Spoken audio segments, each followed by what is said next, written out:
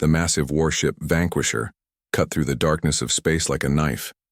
Its hull was covered in battle scars, each one a story of victory. High Admiral Grax stood on the command bridge, his scaled skin reflecting the blue glow of nearby screens. His yellow eyes narrowed as he looked at the star map. Another sector conquered, he said to no one in particular. His voice was deep and raspy, like stones grinding together.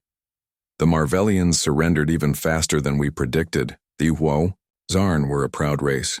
They had every right to be. Evolution had shaped them on the harshest world known in 3 galaxies, Thoraxis.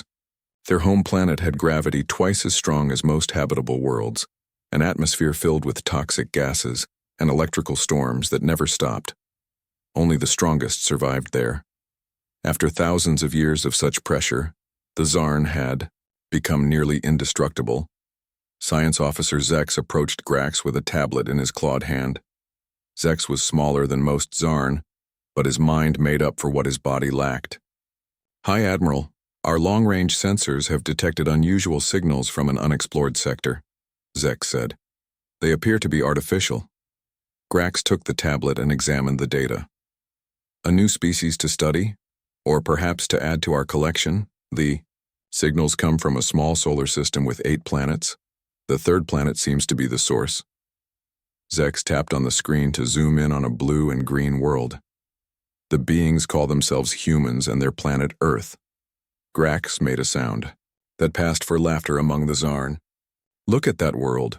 So much water, reasonable gravity, breathable atmosphere. What kind of warriors could such a gentle planet produce?"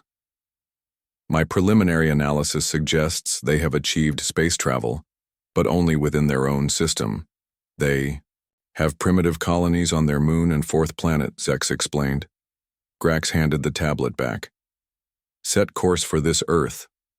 Let us meet these humans. Perhaps they will be useful as servants. If not, they might make interesting specimens for the zoo worlds." The massive engines of the Vanquisher hummed louder as the ship changed direction. Behind it, 50 smaller warships followed, a fleet large enough to conquer a galaxy. The Zarn believed they were invincible. No species had ever given them a real challenge. Across the vast emptiness of space on the edge of Earth's solar system, Jack Miller was having a bad day. His patrol ship, the Horizon, was acting up again. The engine kept making strange noises, and the coffee machine still wasn't working. "Come on, you piece of junk," Jack muttered, hitting a panel with his fist. The screen flickered but didn't improve. Jack was 42 years old with graying hair and a face that had seen too much. Son, despite spending half his life in space, 15 years in the United Earth Defense Force had taught him that sometimes technology only worked if you threatened it. A sudden beeping caught his attention. The scanner was showing something big. Very big. "That can't be right," Jack said to himself. He checked the system and ran a diagnostic. Everything was working properly. The scanner wasn't lying. Something massive was approaching the solar system.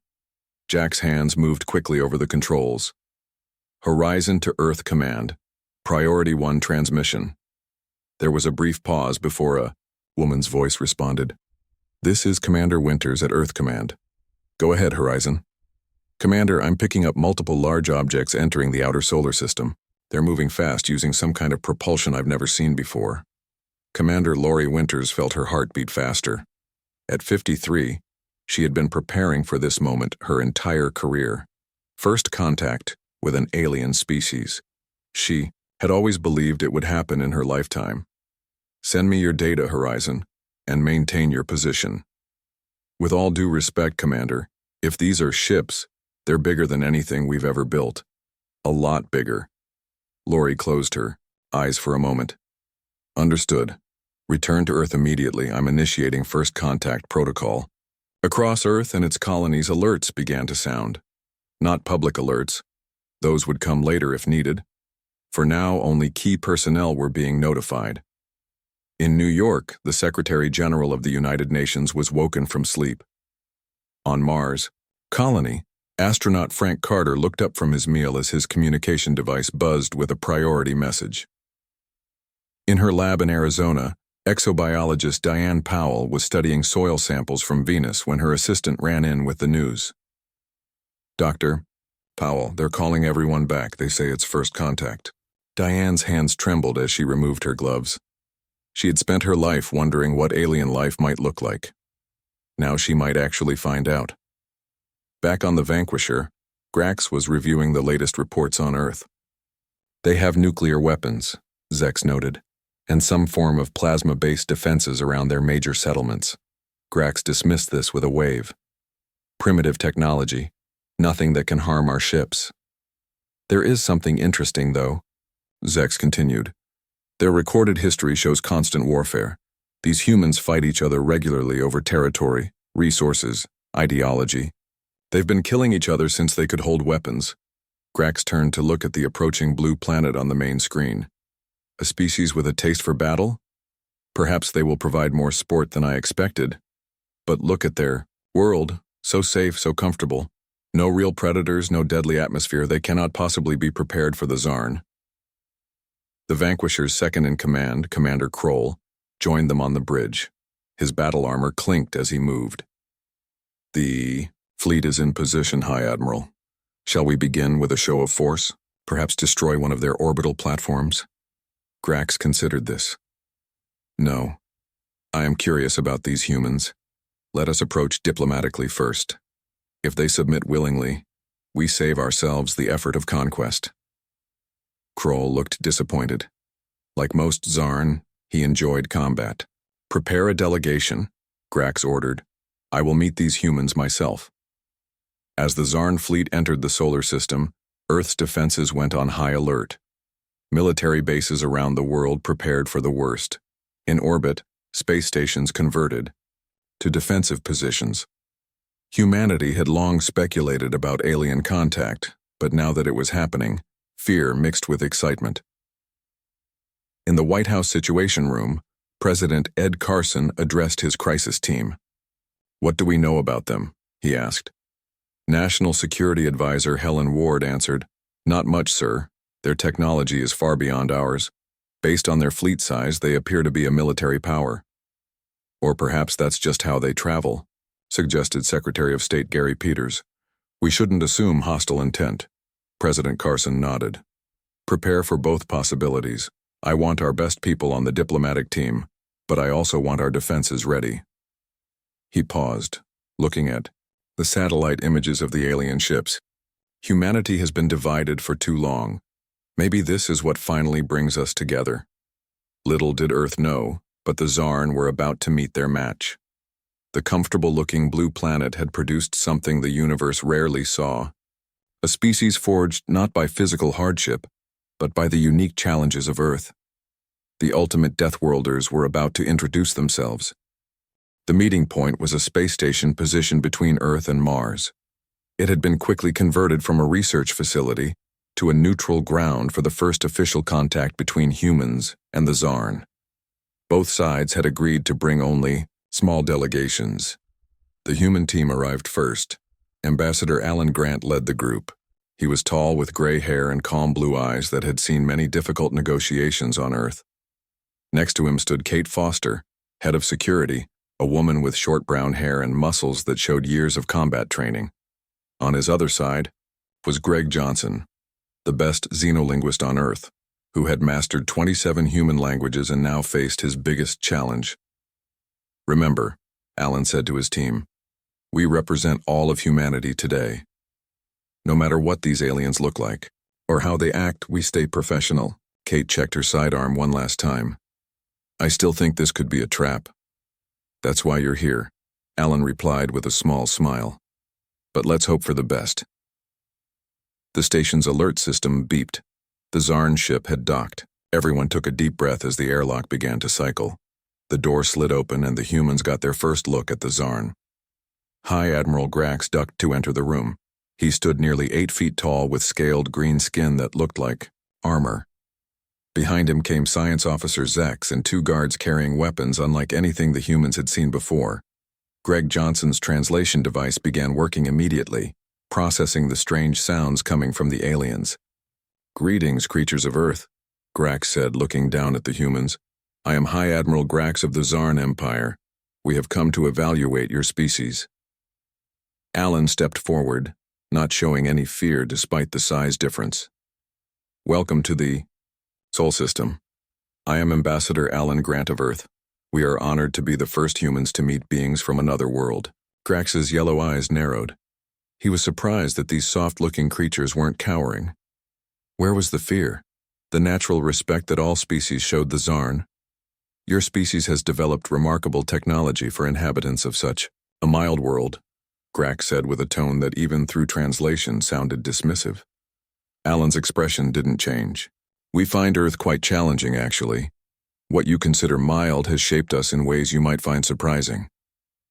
This response confused Grax. Could these creatures really believe their comfortable water world was challenging? The Zarn had evolved on a planet where the air itself could kill most species, where gravity crushed the weak, where constant electrical storms forced life to adapt or die. Science Officer Zex moved closer to one of the humans, studying the woman with intense interest. Your bodies have no natural defenses, no claws, no armor. How do you survive? Kate Foster watched the alien approach. We manage. Zex suddenly reached out with a device in his hand, attempting to take a sample from Kate's skin without permission. Kate's reaction was faster than the Zarn expected. She caught the alien's wrist mid-motion, stopping it firmly. We respect your customs, she said evenly, but request the same courtesy in return. The room went silent. No species had ever touched a Zarn without permission. The guards raised their weapons, but Grax signaled them to stop. This was interesting. You show unusual courage for being so physically limited, Grax said, studying Kate with new interest. Greg Johnson stepped forward. Admiral Grax, we've prepared information about Earth and humanity to share with you. We're eager to learn about the Zarn as well. The meeting continued for 3 hours. The humans shared details about Earth's history, biology, and culture. The Zarn revealed little about themselves, mainly asking questions. But something was bothering Grax. These humans maintained eye contact, a challenge display among the Zarn. They showed no appropriate deference. Even more disturbing, they asked questions about Zarn military capability without any apparent fear. When the meeting ended, the Zarn returned to their ship. Once alone, Grax turned to Zex. What do you make of these humans? He asked. Zex checked that the data he had collected was secure before answering. They are physically weak as we expected, but their behavior is strange. They act as if they are our equals. Could it be ignorance? Grax wondered. Perhaps they don't understand what the Zarn are capable of. Perhaps, Zex agreed. But there is something else. Their historical records show continuous adaptation to threats. They are constantly preparing for dangers, even ones they've never encountered. Commander Kroll joined them, his armor clanking. They need to be taught respect. A small demonstration of our power would correct their behavior. Grax considered this. In 3 galaxies, no species had ever failed to submit to the Zarn after seeing their true strength. The small mining colony on their moon. It is far enough from their main world to avoid total war, but close enough to send a message. I will prepare the attack immediately, Kroll said with satisfaction. Back on Earth, the human delegation was reporting to world leaders. They're definitely military, Kate said. Everything about them speaks of conquest. The scars on their ships, their posture, the way they talked about evaluating us. Alan nodded. I agree.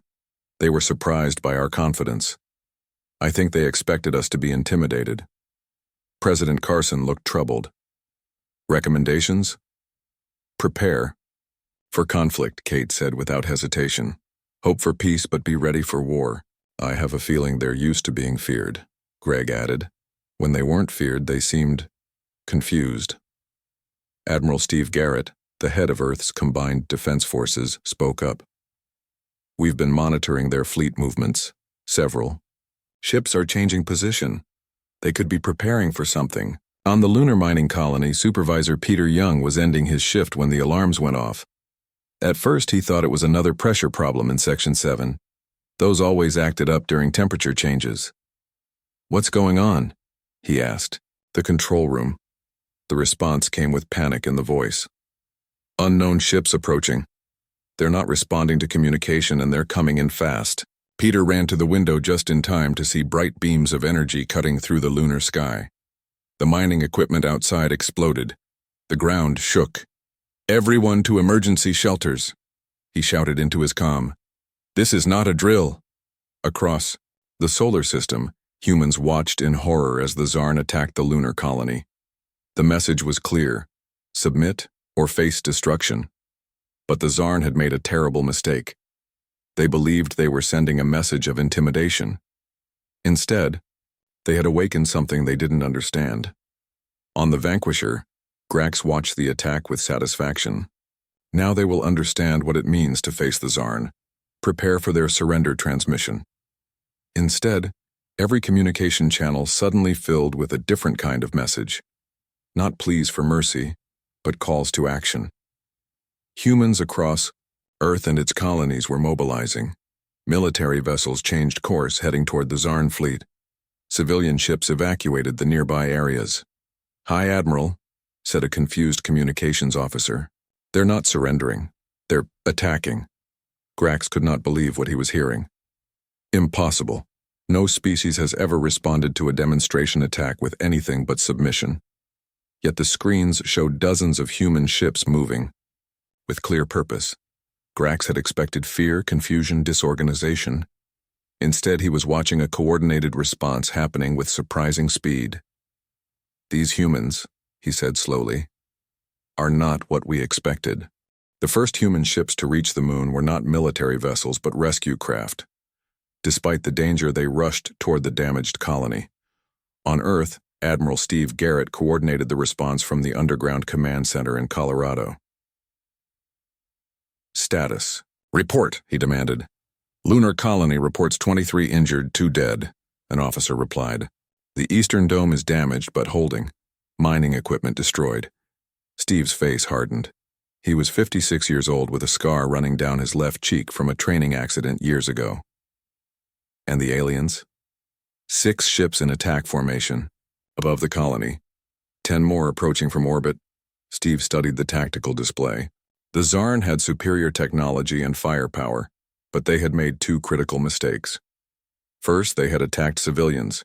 Second, they clearly expected humans to behave like other species they had encountered. "Launch Operation Swift Response," Steve ordered.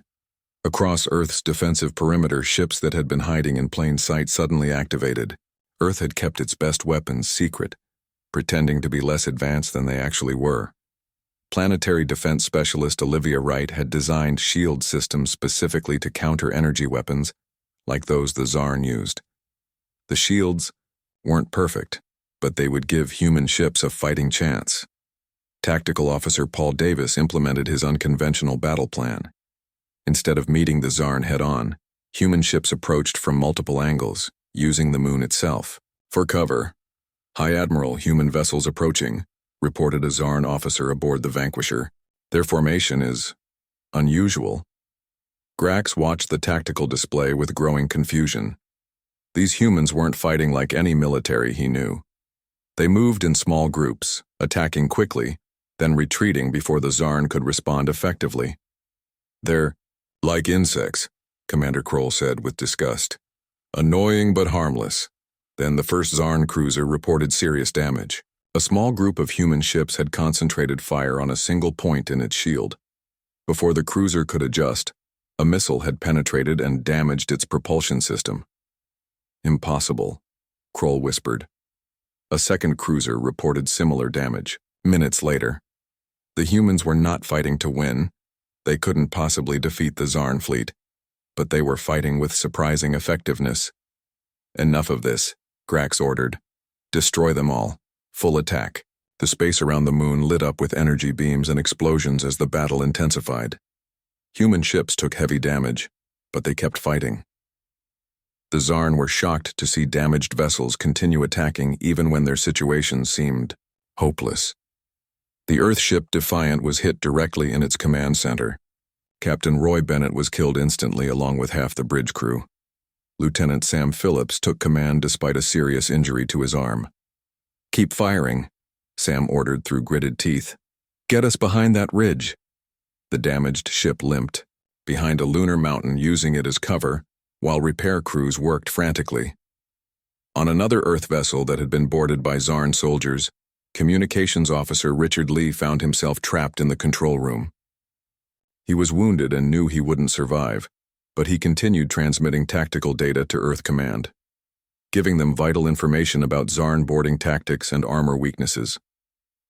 Back on the Vanquisher, Science Officer Zex was analyzing the battle data with growing concern. "Hi, Admiral. These humans fight differently than any species we've encountered," he reported. "They continue fighting despite injuries that would incapacitate our warriors. Their tactics adapt quickly to our responses." Grax watched another Zarn ship report critical damage. This was supposed to be a simple demonstration, not a real battle. "How are they doing this? Their technology is inferior." "It appears they are willing to sacrifice themselves," Zex said, "and they learn very quickly." Commander Kroll entered the bridge, his armor dented from a brief boarding action on a human vessel. "These creatures are physically weak but extremely dangerous. They keep fighting even when victory is impossible." Grax made a decision that no Zarn fleet commander had made in 500 years. "Order a tactical withdrawal. We need to reassess." The Zarn fleet pulled back to a safe distance, leaving the humans to rescue their people and lick their wounds. Both sides had taken losses, but the fact that humans had damaged any Zarn ships at all was unprecedented. In the aftermath, the lunar colony became a symbol of human resilience. Emergency teams worked tirelessly to repair the damage. The injured were evacuated to Earth for treatment.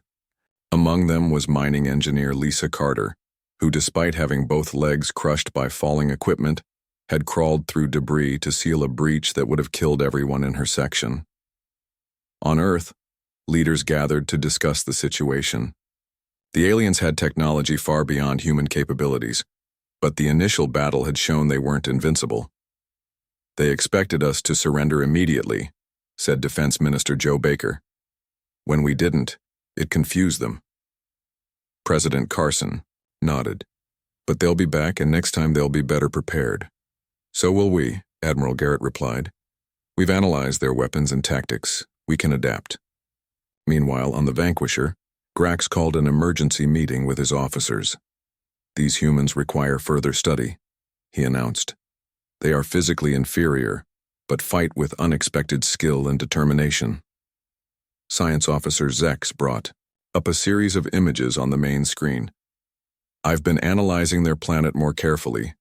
Earth appears peaceful at first glance, but it contains many hidden dangers." The images showed hurricanes tearing through coastal cities, volcanoes erupting, earthquakes destroying buildings, and predators hunting in the wild. "Their world is more dangerous than we initially thought," Zex continued. "Not in the same way as Thraxis, but dangerous nonetheless. They face constant threats from their environment and have adapted accordingly." Grax studied the images with new respect. "They've evolved not through physical strength, but through resilience and adaptability." "There's more," Zex said. "I've examined their entertainment and historical records. These humans spend much of their time imagining and preparing for disasters, invasions, and apocalyptic scenarios." He showed clips from human films depicting alien invasions, global disasters, and post-apocalyptic worlds. "They've been mentally preparing for something like our arrival for generations," Zex concluded. Commander Kroll looked disturbed for the first time. "You're saying they've been waiting for us?" "Not specifically for us," Zex clarified, "but they've been ready for something like us. Their entire history is filled with overcoming superior forces through adaptation and sheer determination." Grax turned away from the screen, his mind racing. In 3 galaxies of conquest, the Zarn had never encountered a species like humans, physically weak but mentally tough, technologically inferior but tactically innovative. Most disturbing of all, seemingly unafraid of death if it meant protecting their kind. "We need a new approach," Grax decided. "We've underestimated these humans. They may be the most dangerous species we've ever encountered." Back on Earth, As the injured recovered and defenses were strengthened, humans did what they had always done when faced with overwhelming odds. They prepared, they adapted, and they refused to give up. The Zarn might be the ultimate physical specimens, evolved on the harshest known world, but humans had developed something perhaps more valuable, the ability to face impossible situations and find a way to survive. The real battle was just beginning. For 3 days, the Zarn fleet remained at a distance, watching and analyzing. On Earth, humans used this time to strengthen their defenses and learn from the brief battle. Scientists worked around the clock to understand Zarn technology from the debris collected near the moon. Science officer Zex had not slept since the battle.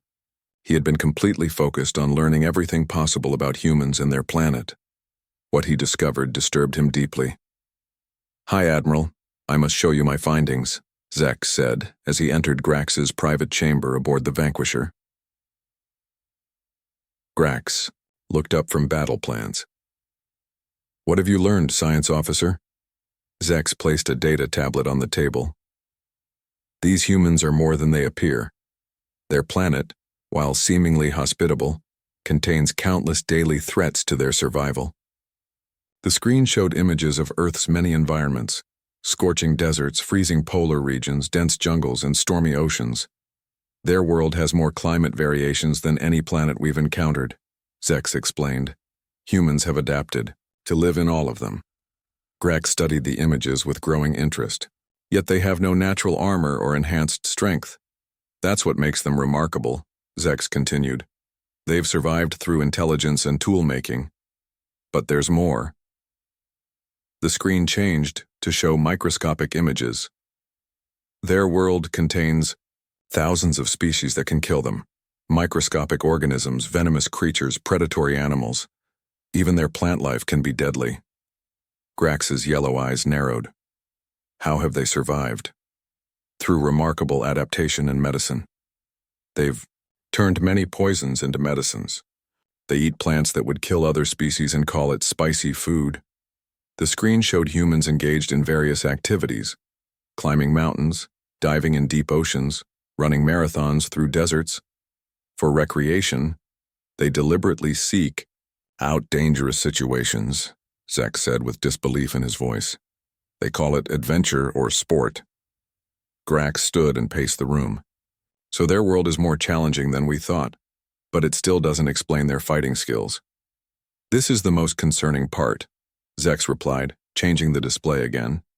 "Their history." The screen showed battle scenes from throughout human history. Ancient warriors with simple weapons, medieval knights in armor, modern soldiers with firearms, and recent conflicts with advanced technology. "They have been fighting each other constantly throughout their history," Zex explained. "They've spent thousands of years developing increasingly effective ways to kill each other.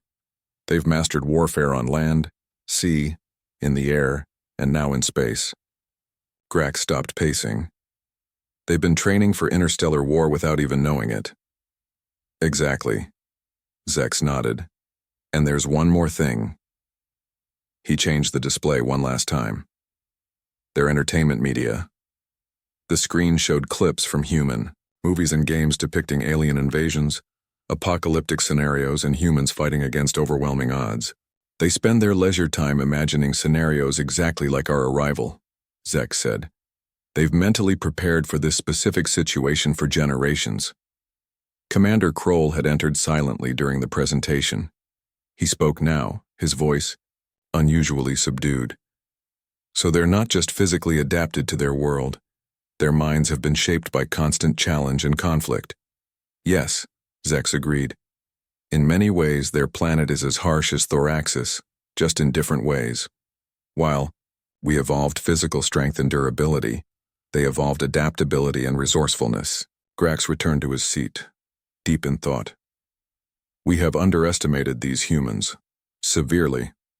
While the Zarn were reassessing their approach, humans were preparing for the next encounter. In a secure facility beneath the Rocky Mountains, planetary, defense specialist Olivia Wright was working with a team to improve Earth's shield technology. Olivia was 38 years old with dark skin and hair always pulled back in a tight bun. She had spent her career preparing for a threat most people thought would never come. Now that it had arrived, she was determined to be ready. The Zarn weapons operate on a frequency we can partially block, she explained to Admiral Garrett as they examined the data. If we adjust our shields to this specific range, we can reduce damage by 40%. That could make the difference, Steve nodded. What about offensive capabilities? We've analyzed the debris from the damaged Zarn ships, Olivia said, bringing up a new screen. Their hull material is incredibly strong, but it has a weakness to concentrated sonic pulses. In another part of the facility, Tactical Officer Paul Davis was training ship captains on new battle strategies. Paul was a student of military history with a genius for unconventional warfare. He had studied every battle from ancient times to modern conflicts. The Zarn fight like the ancient Romans, Paul explained to the group.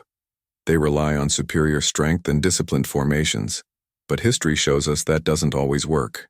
He displayed diagrams of famous battles where smaller forces had defeated larger, better-equipped armies.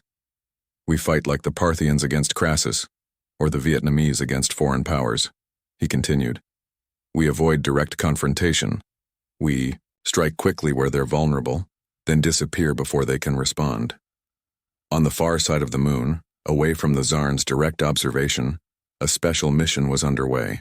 A small team led by Captain Eric Scott was attempting something incredibly risky, recovering a piece of a Zarn ship that had crashed during the battle. Eric and his team worked in silence, their specialized suits allowing them to move across the lunar surface without detection. The crashed ship section was small, just a piece of the outer hull and some internal components, but it could provide invaluable information. Careful with that panel, Eric whispered over the comm as engineer. Beverly Ward used a laser cutter on a piece of the alien metal. We don't know if it's booby-trapped. Beverly worked with steady hands despite the danger. Almost through. There. The panel came free, revealing strange technology beneath. The team carefully documented everything before preparing to transport it back to their hidden ship. Unknown to the humans, a Zarn scout drone had detected their activity. It silently recorded their work and transmitted the data back to the Vanquisher.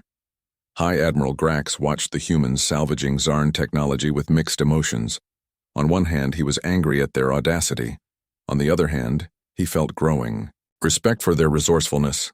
They learn quickly, he commented to Zex, who stood beside him watching the feed. Too quickly, Zex agreed. Most species would take years to understand our technology. These humans might manage it in weeks. Grax made a decision. The demonstration attack was a mistake. We must either commit to full conquest or attempt genuine diplomacy. Full conquest would be costly, Kroll admitted reluctantly. They may be physically weaker, but their adaptability makes them dangerous opponents. For the first time in his long career, Grax was uncertain. The Zarn had always been the ultimate warriors, the apex predators of the galaxy. Their physical superiority had never been questioned. Yet these soft, fragile humans had managed to damage Zarn ships and were now studying Zarn technology. Send a communication to Earth, Grax finally ordered. I wish to speak with their leaders again. Not as conqueror to conquered, but as equals. The word felt strange coming from a Zarn's mouth.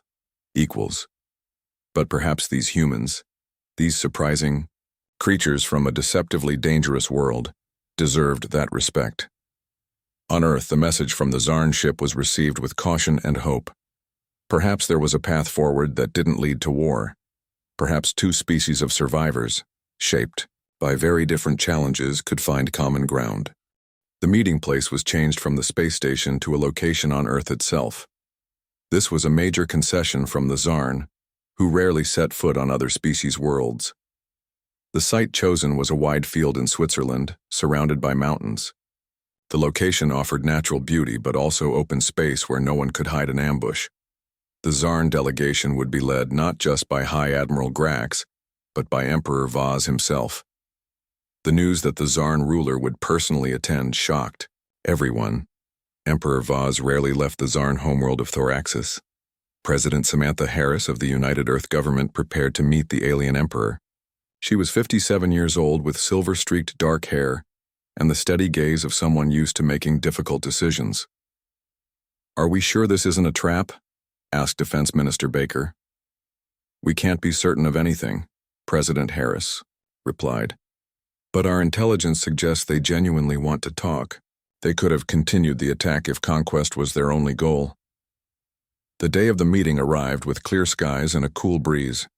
Security teams from both sides had swept the area repeatedly. A simple pavilion had been erected in the middle of the field with a table and chairs inside. Small flags from Earth nations and a banner with the Zarn imperial symbol stood side by side. President Harris arrived first with a small delegation that included Ambassador Grant and Admiral Garrett. They waited in the pavilion watching the sky. Right on time, a Zarn shuttle descended, its engines barely making a sound despite its size. The door opened, and Emperor Vaz emerged, followed by High Admiral Grax and Science Officer Zex. The Zarn Emperor was even larger than Grax, with scales that shimmered between green and blue and eyes that seemed to glow gold in the sunlight. He wore simple but elegant robes rather than battle armor. The human delegation stood as the Zarn approached. There was no bowing on either side, just respectful nods of acknowledgement. "President Harris," Emperor Vaz said through his translator, "I thank you for agreeing to meet with us on your world." "Emperor Vaz," she replied, "we welcome the opportunity for peaceful dialogue."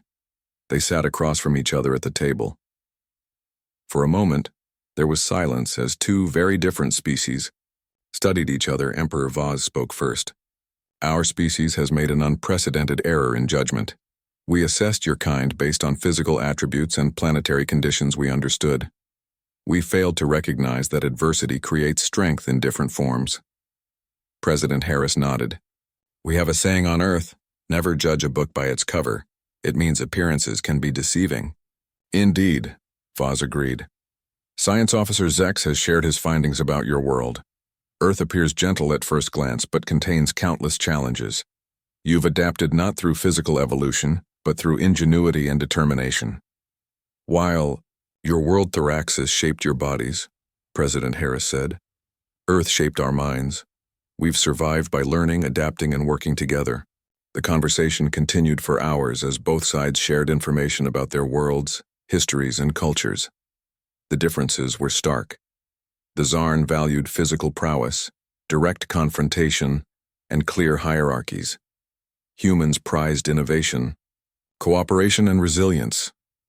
"Your species treats danger as a challenge to overcome," Zex observed.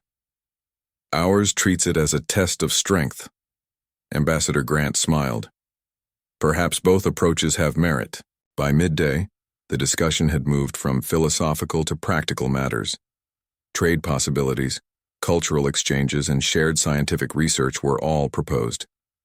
"There is much our species could learn from each other," Emperor Vaz said. "The Zarn have encountered many civilizations, but none like humanity."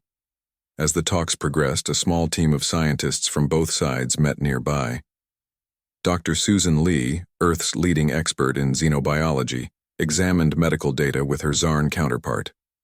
"Your cellular regeneration is remarkable," she told the Zarn scientist. "It could help us treat many human diseases." The Zarn scientist, named Meral, studied human brain scans with fascination. "Your neural adaptation is unlike anything we've seen. It might help us understand consciousness in new ways." By late afternoon, the foundation for an alliance had been laid. Neither side fully trusted the other yet, but both recognized the potential benefits of cooperation rather than conflict. As the meeting concluded, Emperor Vaz made a statement that would be remembered throughout both civilizations. "We believed ourselves the ultimate product of a hostile universe, tempered by the most challenging conditions. We were wrong. Your species reveals that true evolutionary superiority isn't measured by individual durability, but by collective adaptability. The universe has much to fear and much to gain from humanity's unique path to greatness." President Harris responded, "And we have learned that strength comes in many forms. Together, our peoples can face challenges neither could overcome alone." In the weeks that followed, the alliance between humans and Zarn began to take shape. The lunar colony that had been attacked was rebuilt with Zarn help, becoming a symbol of cooperation rather than conflict. Captain Ryan Bennett, who had lost his ship defending the colony, now found himself working alongside Zarn Commander Thrix to establish joint defense protocols. Despite initial tension, the two warriors found common ground in their dedication to protecting their people. "Your fighting techniques are unorthodox but effective," Thrix admitted during a training session. Ryan grinned. "And your strength is impressive, but sometimes brute force isn't the answer." Scientist Lisa Moore discovered that combining Zarn biological understanding with human creativity led to breakthroughs neither species would have achieved alone. A new medical treatment developed from Zarn cellular technology cured a disease that had plagued humans for centuries. "It's amazing what we can accomplish together," Lisa told her Zarn colleague as they reviewed the results. Not everyone on either side embraced the alliance. Some humans feared the Zarn would eventually return to their conquering ways. Some Zarn believed working with physically weaker species diminished their proud warrior culture. But over time, skeptics on both sides began to see the benefits. Zarn technology improved human space travel capabilities. Human adaptability helped. The Zarn solved problems they had struggled with for generations. 6 months after the first contact, a joint human-Zarn mission departed to explore a nearby star system. The crew included the best from both species, their differences now viewed as strengths rather than weaknesses. As the ship accelerated away from Earth, Science Officer Zex stood on the observation deck with Dr. Susan Lee, watching the blue planet grow smaller. "We came to your world expecting to find easy prey," Zex admitted. "Instead, we found worthy allies." Susan smiled. "Sometimes the greatest discoveries are the ones you never expected to make." The alliance between humans and Zarn would reshape galactic politics for centuries to come. Other species who encountered them learned quickly that these two very different Deathworlders, working together, were a force unlike any the universe had seen before. The ultimate predators had met their match in humanity, only to discover that cooperation yielded greater rewards than conquest ever could.